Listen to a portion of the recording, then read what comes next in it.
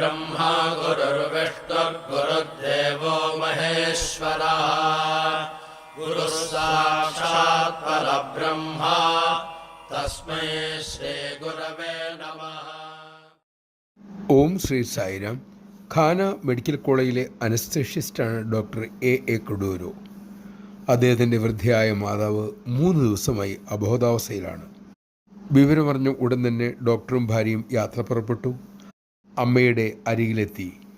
അമ്മയെ കണ്ടപ്പോൾ തന്നെ ഇനി അമ്മയെ പരിശോധിക്കേണ്ട കാര്യമില്ലെന്ന് ഡോക്ടർക്ക് മനസ്സിലായി.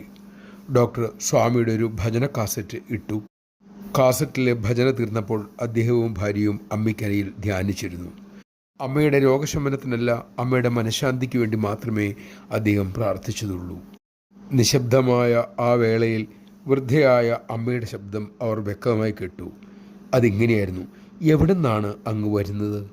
അങ്ങയെ കാണാൻ എത്ര ഭംഗിയാണ്, എത്ര സുന്ദരനാണ് അങ്ങ്.